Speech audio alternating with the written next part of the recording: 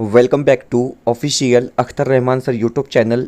एक नए वीडियो में आपका फिर से बहुत बहुत वेलकम है दोस्तों। महाराष्ट्र शिक्षक पात्रता परीक्षा 21 जून 2026 पेपर 1 और पेपर 2 विषय हिंदी को लेकर फिर से कुछ इंपॉर्टेंट और सिलेक्टेड क्वेश्चन आज के इस वीडियो में हम देखने वाले हैं दोस्तों। क्योंकि जिस प्रकार से प्रश्न परीक्षाओं में पूछे जाते हैं उसका टोटली एनालिसिस कर आपके सामने यहाँ पर जो क्वेश्चन लाया जाता है दोस्तों, वो परीक्षा के दृष्टिकोण से बहुत ज़्यादा इंपॉर्टेंट होने वाले हैं दोस्तों। तो चलिए वीडियो में आगे बढ़ने से पहले अगर आप हमारे चैनल पे नए हो तो चैनल को सब्सक्राइब कीजिए, साथ ही साथ बेल नोटिफिकेशन को ऑन कीजिए ताकि आपको आने वाले वीडियोस के नोटिफिकेशन जो है वो आसानी से मिल पाए। और दोस्तों, अगर आप हमसे जुड़ना चाहते हो तो डिस्क्रिप्शन में जाकर आपको हमारे टेलीग्राम और व्हाट्सअप चैनल को ज्वाइन कर लेना है, जहाँ से आपको तमाम अपडेट वक्त पर देखने के लिए मिलेंगी। साथ ही साथ अगर आप हमारे चैनल की मेंबरशिप हासिल करना चाहते हो तो सिंपली ज्वाइन बटन को ज्वाइन कर आप हमारे चैनल की मेंबरशिप हासिल कर सकते हैं, जिससे क्या है दोस्तों, आपको शिक्षक पात्रता परीक्षा 2026 के लिए टोटल वीडियो जो हमारे चैनल के माध्यम से बिल्कुल फ्री में देखने के लिए मिलेंगे। तो अभी ज्वाइन बटन को ज्वाइन कर क्या है आप हमारे चैनल की मेंबरशिप हासिल कर सकते हैं। वीडियो को प्लीज लाइक कीजिए, चैनल पे नए हो दोस्तों तो चैनल को सब्सक्राइब कीजिए। तो देखिए यहाँ पर जो पहला प्रश्न पूछा गया है वो इस प्रकार है दोस्तों कि क्ष वर्ण किन वर्णों के संयोग से बना है। इस प्रकार से ये प्रश्न है और मैं आपको बता रहा हूं दोस्तों, इसी प्रकार के प्रश्न आपको परीक्षाओं में देखने के लिए मिलेंगे। आपके पास 4 विकल्प यहां पर दिए गए हैं और आपको बताना है कि क्ष वर्ण किन वर्णों के संयोग से बना है। तो देखिए यहां पर आपका जो विकल्प 1 रहेगा, ऑप्शन जो 1 रहेगा वो बिल्कुल सही आंसर होगा। ऑप्शन 1 जो रहेगा आपका वो दोस्तों बिल्कुल सही विकल्प यहाँ पर होगा। क प्लस श से जो है क्ष वर्ण बनता है। चलिए दूसरे प्रश्न की तरफ बढ़ेंगे, प्रश्न नंबर 2। अब देखिए दूसरा जो प्रश्न है दोस्तों, प्रश्न इस प्रकार आपसे पूछा गया है कि नयन अभिराम का सही संधि विच्छेद कौन सा है। इस प्रकार का प्रश्न आपको पूछा गया है। 4 विकल्प 4 ऑप्शन आपकी स्क्रीन पर यहाँ पर दिए गए हैं सर, और देखेंगे आप जिस प्रकार से देख सकते हैं कि नयन अभिराम का सही संधि विच्छेद होगा ऑप्शन बी। ऑप्शन बी जो रहेगा दोस्तों, इसका सही संधि विच्छेद यहाँ पर होगा नयन प्लस अभिराम, मतलब विकल्प जो 2 रहेगा आपका वो बिल्कुल सही आंसर होगा। ऑप्शन जो 2 है दोस्तों वो बिल्कुल सही विकल्प यहाँ पर क्या है होने वाला है। चलिए अगले प्रश्न की तरफ बढ़ते हैं। मैं आपको बता रहा हूँ इसी प्रकार के बिल्कुल आसान प्रश्न आपको क्या है परीक्षाओं में देखने के लिए मिलेंगे।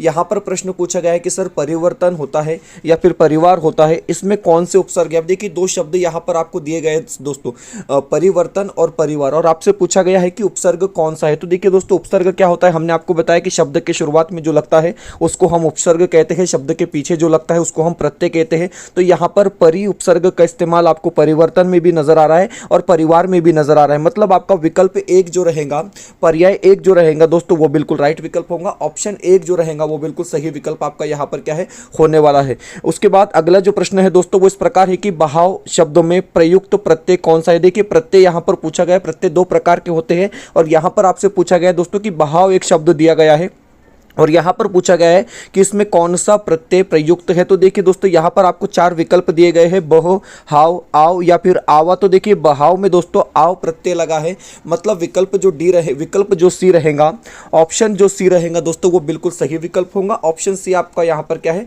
राइट विकल्प हो जाएगा। अगले प्रश्न की तरफ बढ़ते हैं सर, प्रश्न नंबर 5। बहुत ज्यादा इंपॉर्टेंट ये क्वेश्चन यहाँ पर होने वाला है। प्रश्न नंबर 5 आपसे पूछा गया है कि हर रोज में कौन सा समास है। तो देखिए दोस्तों यहाँ पर हर रोज एक शब्द आपको दिया गया है और आपसे पूछा गया है कि इसमें कौन सा समास है। 4 विकल्प आपके सामने हैं, अव्ययभाव समास, द्वंद्व तत्पुरुष समास, द्वंद्व समास, बहुव्रीहि समास। इस प्रकार आपको 4 विकल्प यहां पर दिए गए हैं और हर रोज में जो है दोस्तों वो अव्ययभाव समास का प्रयोग यहां पर हो रहा है। मतलब ऑप्शन 1 जो रहेगा आपका वो बिल्कुल सही विकल्प होगा। इसके बारे में कुछ इंफॉर्मेशन यहां पर दी गई है, जिस प्रकार आप देख सकते हैं कि हर रोज शब्दों में अव्ययभाव समास है। अव्ययभाव समास में पहला पद अव्यय तथा दूसरा पद संज्ञा होता है। समस्त पद में अव्यय के अर्थ की ही प्रधानता रहती है। हर रोज का समास विग्रह होगा प्रत्येक रोज। इस प्रकार क्या है आप यहां पर इंफॉर्मेशन भी देख सकते हैं। अगले प्रश्न की तरफ बढ़ेंगे दोस्तों। प्रश्न होता है, प्रश्न नंबर 6 पूछा गया है कि शुद्ध वर्तनी वाला शब्द कौन सा है। अब देखिए यहां पर जिस प्रकार से आपको मराठी में प्रश्न पूछा जाता है, लेखन नियमानुसार योग्य शब्द निवडा किंवा शुद्ध शब्द कोणता, तशाच प्रकारे या ठिकाणी मराठी हिंदी मध्ये प्रश्न है कि सर शुद्ध वर्तनी वाला शब्द कौन सा है। ईर्ष्या आपको 4 अलग अलग प्रकार से यहां पर लिख कर दिए गए हैं दोस्तों, और ईर्ष्या जो रहेगा आपका डी वाला सही होगा। ईर्ष्या का मतलब है जलन, हसद, इसको आप टी कहेंगे। ऑप्शन जो डी रहेगा दोस्तों वो बिल्कुल आपका क्या है यहां पर सही विकल्प हो जाएगा। अगले प्रश्न की तरफ बढ़ते हैं। प्रश्न नंबर 7। 7वां प्रश्न आपसे पूछा गया है कि इनमें से कौन सा शब्द जातिवाचक संज्ञा है। अब देखिए दोस्तों संज्ञा को लेकर यहां पर प्रश्न पूछा गया है, क्योंकि आप लोगों को पता है कृष्ण की अगर आप बात करेंगे तो व्यक्तिवाचक संज्ञा है, मोहन की अगर आप बात करेंगे व्यक्तिवाचक संज्ञा है, लेकिन यहां पर आपसे पूछा जा रहा है सर जातिवाचक संज्ञा कौन सी है। और मनुष्य क्या होता है हमारा जातिवाचक संज्ञा है। लेकिन परिवार जो बचा विकल्प है दोस्तों, इसको हम समूहवाचक संज्ञा कहेंगे। याद रखेंगे तो यहां पर विकल्प एक जो रहेगा आपका वो सही होगा। ऑप्शन एक जो रहेगा दोस्तों वो बिल्कुल आपका क्या है, राइट विकल्प यहां पर हो जाएगा। अगले प्रश्न की तरफ बढ़ते हैं। सर्वनाम को लेकर प्रश्न पूछा गया कि उत्तम पुरुष सर्वनाम के किस भेद का प्रकार है। अब देखिए दोस्तों, उत्तम पुरुष एक सर्वनाम यहां पर दिया गया है और पूछा गया है कि सर्वनाम के किस भेद का यह प्रकार होता है। आप सभी को पता होना चाहिए दोस्तों कि यह पुरुषवाचक सर्वनाम होता है। उत्तम पुरुष, मध्यम पुरुष और अन्य पुरुष। मतलब आपका विकल्प जो बी रहेगा, ऑप्शन जो बी रहेगा वो बिल्कुल सही विकल्प होगा दोस्तों। प्रत्येक पॉइंट से क्या है, प्रत्येक सेक्शन से हमने जो है दोस्तों यहाँ पर क्वेश्चन जो है लिए गए हैं। हर टॉपिक से क्वेश्चन आपके लिए यहाँ पर क्या है दोस्तों हमने ऐड किए और सुपरफास्ट तरीके से हम ये 30 प्रश्न यहाँ पर देख रहे हैं। अगला जो प्रश्न है आपकी स्क्रीन पर दिया गया है कि सर क्षणभंगुर किस प्रकार का विशेषण है। अब देखिए दोस्तों, यहाँ पर काल का बोध होता है, जहाँ पर समय का बोध होता है उसको हम कालबोधक क्रिया विशेषण कहते हैं। कालबोधक कहते हैं दोस्तों। तो यहाँ पर आपको दिया गया है कि क्षणभंगुर किस प्रकार का विशेषण है, तो ये कालबोधक विशेषण है। मतलब आपका विकल्प जो सी रहेगा, ऑप्शन जो सी रहेगा दोस्तों वो बिल्कुल आपका क्या है, राइट विकल्प यहाँ पर हो जाएगा। अगले प्रश्न की तरफ बढ़ जाते हैं। प्रश्न नंबर 10वां जो प्रश्न है सर आपकी स्क्रीन पर है कि निम्नलिखित में से सकर्मक क्रिया छाटिए। अब देखिए, जिसमें कर्म होता है या जो कर्म के साथ होती है उसको हम सकर्मक कहते हैं दोस्तों। जिसमें कर्म नहीं होता है उसको हम अकर्मक कहते हैं। यहां पर आपको पूछा गया है कि सर सकर्मक क्रिया कौन सी है, तो देखिए चलना अकर्मक क्रिया है, सोना अकर्मक क्रिया है, मुस्कुराना अकर्मक क्रिया है, लेकिन लिखना यहाँ पर क्या है दोस्तों, तो आपका सकर्मक क्रिया रहेगा। मतलब आपका विकल्प डी जो रहेगा वो बिल्कुल सही आंसर होगा दोस्तों। वीडियो में आगे बढ़ने से पहले अगर आप हमारे चैनल पे नए हो तो चैनल को सब्सक्राइब कीजिए, साथ ही साथ बेल नोटिफिकेशन को ऑन कीजिए ताकि आपको आने वाले वीडियोस के नोटिफिकेशन जो है वो आसानी से मिल पाए। और दोस्तों, अगर आप हमसे जुड़ना चाहते हो तो डिस्क्रिप्शन में जाकर आपको हमारे टेलीग्राम और व्हाट्सअप चैनल को ज्वाइन कर लेना है, जहां से आपको तमाम अपडेट वक्त वक्त पर देखने के लिए मिलेंगे। साथ ही साथ अगर आप हमारे चैनल की मेंबरशिप हासिल करना चाहते हो तो सिंपली ज्वाइन बटन को ज्वाइन कर आप हमारे चैनल की मेंबरशिप हासिल कर सकते हैं दोस्तों। जिससे क्या होगा कि आपको महाराष्ट्र शिक्षक पात्रता परीक्षा महाटेट 2026 के लिए करीब करीब हमारे 250 वीडियो जो है दोस्तों वो बिल्कुल फ्री में देखने के लिए मिलेंगे। तो अभी ज्वाइन बटन को ज्वाइन कर क्या है, आप हमारे चैनल की मेंबरशिप हासिल कर सकते हैं दोस्तों। क्योंकि मैं आपको बता रहा हूं कि हमारे चैनल के साथ सिर्फ आप बने रहेंगे दोस्तों, तो हिंदी में आपने अपने 25 नंबर यहां पर पक्के समझ लेना है दोस्तों, क्योंकि इससे बेस्ट हिंदी के क्वेश्चन आपको पूरे महाराष्ट्र में कहीं नहीं मिलेंगे। इस बात की मैं आपको गारंटी देता हूं दोस्तों। बढ़ते हैं अगले प्रश्न की तरफ। प्रश्न नंबर 11। अब देखिए 11वां जो प्रश्न है दोस्तों, और बिल्कुल यहां पर आपका ज्यादा वक्त भी नहीं लिया जाएगा दोस्तों, 20 मिनट में 30 प्रश्न हम खत्म कर देंगे। प्रश्न आपसे पूछा गया कि सर भूतकाल के कितने भेद होते हैं। तो देखिए आप लोगों को पता होना चाहिए दोस्तों, अमूमन लोगों को पता होते हैं कि यार 4 भेद होते हैं भूतकाल के, लेकिन दोस्तों भूतकाल के जो भेद होते हैं वो होते हैं 6। अब देखिए यहां पर जो विकल्प बी है आपका वो सही रहेगा, ऑप्शन बी आपका सही रहेगा। भूतकाल के 6 भेद कौन से होते हैं, आप थोड़ा इसके बारे में एक नजर यहां पर डाल देंगे दोस्तों जल्दी जल्दी से। तो देखिए भूतकाल के जो 6 भेद होते हैं दोस्तों, पहला सामान्य भूत होता है, दूसरा आसन्न भूत होता है, तीसरा पूर्ण भूतकाल होता है, चौथा संदिग्ध भूतकाल होता है, पांचवा अपूर्ण भूतकाल होता है और छठा हेतु मद भूत होता है दोस्तों। तो इस प्रकार जो है भूत के जो है मतलब भूतकाल के 6 विकल्प होते हैं, आपका 6 पर्याय होते हैं दोस्तों। आपका विकल्प यहाँ पर जो दिया गया है सी सही रहेगा। चलिए जल्दी जल्दी में थोड़ा प्रॉब्लम हो रही है। चलिए मंत्री शब्द का लिंक क्या है। अब देखिए दोस्तों यहाँ पर बड़ा अच्छा प्रश्न पूछा गया। मैं आपको बता रहा हूँ कि ये क्वेश्चन जो है वो डायरेक्ट आपको परीक्षा में देखने के लिए मिल सकता है। यहाँ पर आपसे प्रश्न पूछा गया कि सर मंत्री शब्द का लिंग क्या है। आपके पास 4 विकल्प दिए गए हैं, पुल्लिंग है, स्त्रीलिंग है, नपुंसक लिंग है या फिर उभय लिंग है। इस प्रकार आपको 4 विकल्प दिए गए हैं दोस्तों। तो देखिए जहां पर अगर आप मंत्री महिला भी होती है, मंत्री पुरुष भी होता है, तो दोनों के लिए मंत्री का प्रयोग करते हैं। और जब कहीं पर इस प्रकार के शब्दों का प्रयोग होता है दोस्तों, तो उसको हम उभय लिंगी कहते हैं। मतलब आपका विकल्प जो डी रहेगा, ऑप्शन डी रहेगा दोस्तों, वो बिल्कुल सही रहेगा। कुछ स्पष्टीकरण यहां पर हम इस क्वेश्चन के बारे में देखेंगे दोस्तों। यहां पर आपके लिए स्पष्टीकरण दिया गया है, थोड़ा इसको जल्दी जल्दी आप पढ़ लेंगे कि मंत्री शब्द का प्रयोग स्त्री और पुरुष दोनों के लिए समान रूप से किया जाता है।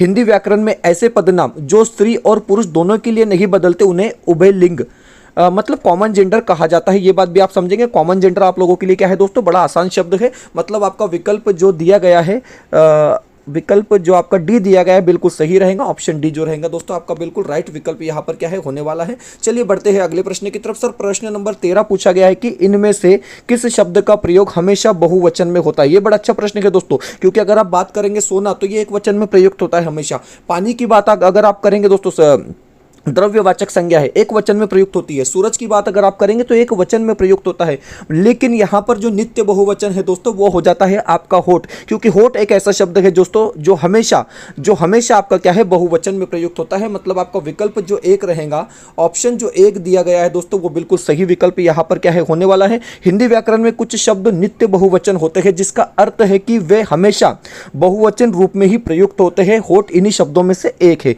चलिए बढ़ते हैं अगले प्रश्न की तरफ। प्रश्न नंबर 14वां प्रश्न फिर से एक अच्छा क्वेश्चन आपके सामने यहां पर आने वाला है दोस्तों, और एक बहुत जबरदस्त क्वेश्चन है, क्योंकि मैं आपको बता रहा हूं कि इस प्रकार के प्रश्न आपको डेफिनेटली परीक्षा में देखने के लिए मिलेंगे दोस्तों, पूरे वादे के साथ मैं आपको बता रहा हूं। यहां पर प्रश्न पूछा गया कि सर पर किस कारक का परसर्ग है। तो देखिए मैं कहूंगा सर एक वाक्य हम बना लेते हैं कि मेज पर किताबें रखी है, मेज पर किताबें रखी है, तो किताबें किसी चीज का आश्रय ले रही है, और जहां पर किसी चीज का आश्रय लिया जाता है दोस्तों वहां पर आपका अधिकरण कारक होता है। तो सीधी सी बात है यहां पर आपका विकल्प जो डी रहेगा वो सही होगा, क्योंकि संप्रदान में हम क्या करते हैं दोस्तों, लेने देने की बात करते हैं। इसने इसको कुछ दिया, उसने उसको कुछ दिया। अपदान कारक में कहीं से निकलना, भय, क्षमा, डर, इस प्रकार की चीजें होती है, और संबंध में वो रामा का भाई है, वो सीता की बहन, इस प्रकार के शब्दों का प्रयोग होता है दोस्तों। मतलब अधिकरण कारक यहां पर आपका क्या है सही विकल्प होगा। इसको लेकर यहां पर एक वाक्य हमने जोड़ा है दोस्तों आपके लिए कि मेज पर पुस्तक रखी है, यह पर पुस्तक के आधार को दर्शाया रहा है। चलिए अगले प्रश्न की तरफ बढ़ जाते हैं। प्रश्न नंबर 16 सर वाच्य को लेकर प्रश्न पूछा गया। मैं आपको बता रहा हूं कि हर टॉपिक को लेकर क्वेश्चन क्या है हमने आज के इस वीडियो में ऐड किया है दोस्तों। मतलब तबीयत ठीक नहीं होने की वजह से थोड़ा जल्दी हम ले रहे, तो आप लोगों को पता है कि हमारे लाइव लेक्चर होते हैं। यहां पर बताया गया है कि किस वाच्य में क्रिया सदैव एक वचन पुल्लिंग तथा अन्य पुरुष में होती है। मराठी में भी ये क्वेश्चन आपको परीक्षा में पूछा जा चुका है, हिंदी में भी ये क्वेश्चन आपको परीक्षा में पूछा जा चुका है दोस्तों। कर्मवाच्य, कुर्तवाच्य, भाववाच्य या सभी में। तो यहां पर आपका सही विकल्प क्या होगा, भाववाच्य आपका सही विकल्प होगा।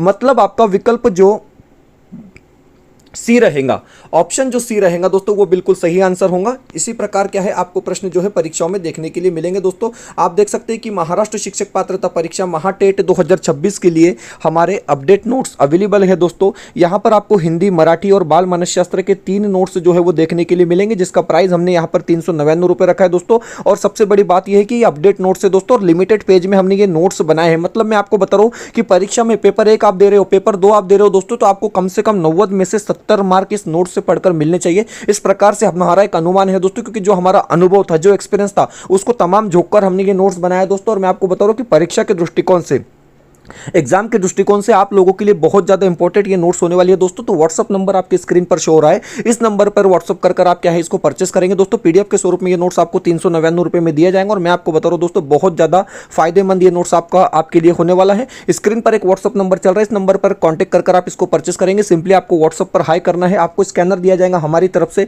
उस पर पेमेंट करने के बाद जस्ट स्क्रीनशॉट देना है दोस्तों, और तुरंत आपको ये नोट्स मिल जाएंगे। और मैं आपको बता रहा हूं कि इतना पढ़ लो, आपको बाकी कुछ करने की जरूरत नहीं है दोस्तों, क्योंकि बिल्कुल मतलब एकदम लिमिटेड हमने ये नोट्स बनाए दोस्तों। बहुत ज्यादा किताबें पढ़ने की आपको जरूरत यहां पर महसूस नहीं होगी। चलिए मिश्र वाक्य कौन सा है ओके मिश्र वाक्य यहां पर पूछा जा रहा है दोस्तों कि मिश्र वाक्य कौन सा है। तो बिल्कुल इजी क्वेश्चन है, बिल्कुल सोपा क्वेश्चन है। यहां पर आप बताएंगे कि सर उसके पास जो कुछ था वह खो गया, मतलब आपका ये मिश्र वाक्य हो गया। ऑप्शन सी जो रहेगा सर आपका वो बिल्कुल राइट विकल्प होगा। ऑप्शन सी जो रहेगा वो बिल्कुल यहां पर आपका क्या है सही विकल्प हो जाएगा। अगले प्रश्न की तरफ बढ़ते हैं। प्रश्न नंबर 17। अब 17वां क्वेश्चन आपकी स्क्रीन पर है। क्वेश्चन इस प्रकार पूछा गया है कि आहा तुम्हें पाकर कितना आनंद रहा। मतलब एक भावना उत्पन्न हो रही है, एक फीलिंग्स उत्पन्न हो रही है दोस्तों जब इस वाक्य को हम पढ़ते हैं। और आपसे पूछा जा रहा है कि सर इस वाक्य में उचित विराम चिन्ह कौन सा होना चाहिए। इस प्रकार का प्रश्न आपसे पूछा गया है। पूर्ण विराम, प्रश्नवाचक चिन्ह, उपविराम या फिर विस्मय बोधक चिन्ह। तो देखिए दोस्तों केवल प्रयोग ही अव्यय, विस्मय बोधक चिन्ह का यहाँ पर क्या है प्रयोग होना चाहिए। मतलब आपका विकल्प जो डी रहेगा,